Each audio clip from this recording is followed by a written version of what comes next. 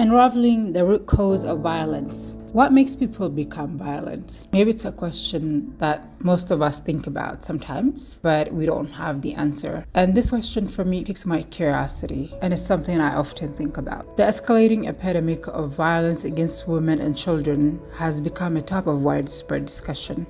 However, the discourse, in my opinion, often lacks the focus on understanding the root causes that drives perpetrators to commit such acts, sometimes heinous ones. It seems that the emphasis of individuals and organizations is predominantly on punitive measures for the assailant, rather than understanding and addressing the underlying cause. While I agree that perpetrators of violence should be punished for their action, this approach is akin to applying a bandage to an existing wound before it has had a chance to heal. Globally, violence against women and children is alarmingly prevalent, and it's increasing.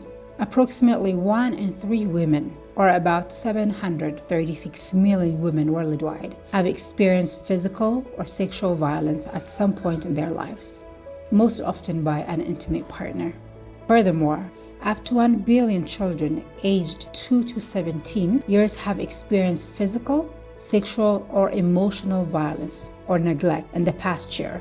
These staggering numbers highlight the urgency and need to address the root cause of violence more than ever. So, what are the root causes? The root cause of violence can be attributed to various factors, such as the impact of toxic social and gender norms, culture, poverty, personal beliefs, past traumatic experiences, lack of awareness, and economic dependency.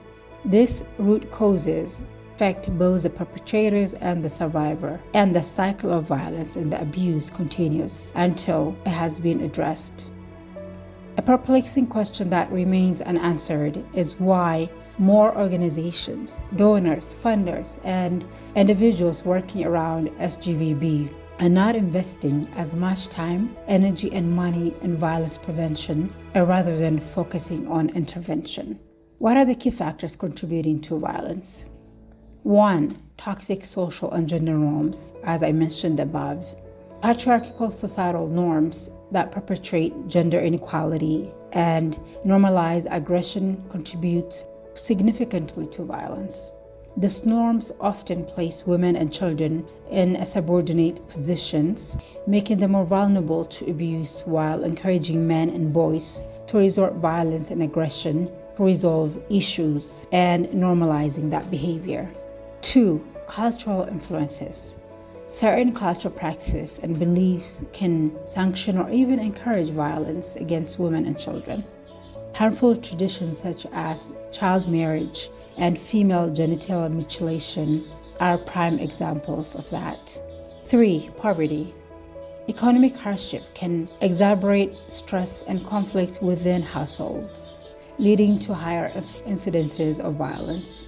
Poverty also limits access to education and resources that could otherwise help in preventing violence and making the individual dependent. 4. Personal beliefs and traumatic experiences. Individuals who have experienced or witnessed violence in their own lives are more likely to perpetrate the cycle and repeat the cycle. This trauma can manifest in aggressive behaviors and propensity to control and harm others. Lack of awareness and education, which is 5. Many perpetrators may not fully understand the consequences of their actions or the concept of consent and mutual respect. Therefore, educating individuals about healthy relationships, asking for consent, and the impact of violence is crucial. 6. Economic dependency. Financial dependency on an abusive partner can trap victims in violent relationships. Without the means to support themselves, many feel that they have no choice but to endure the abuse and stay in their relationship. So, why is it necessary to address the root cause of violence? Addressing the root cause of violence is necessary for several reasons. 1. To halt the cycle of violence. Interventions that focus on the root causes can prevent the perpetration of violence across generations. 2. To create evidence-based interventions. Understanding the root causes allows for the development of more effective and targeted interventions and educational frameworks, such as empowerment self-defense. Number 3, to reduce rates of violence.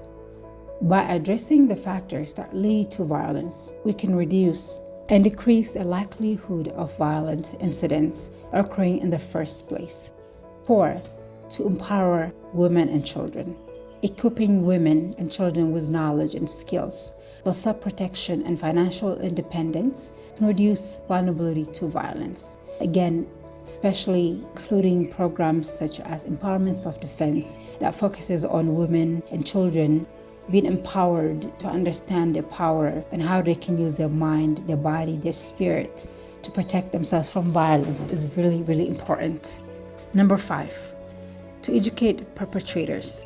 Providing education and rehabilitation for perpetrators can help them understand the impact of their actions and encourage behavioral change. 6, to influence policy making. A deep understanding of the root causes can inform stronger and more effective laws and policies aimed to prevent violence in the first place. Number 7, to engage community leaders. Educating and empowering community leaders about harmful traditions and norms can encourage them to take ownership of combating violence in their community and take the lead. In conclusion, violence against women and children is a grave issue that leads to physical, emotional, and psychological harm to survivors, leaving them feeling unsafe and unprotected. It also necessitates a significant investment of resources for organizations and governments to combat the issue if preventative measures are not in place. Therefore, it is essential for individuals, both government and non-government organizations, community, and religious leaders to unite and become agents of change in the fight to stop violence against women and children.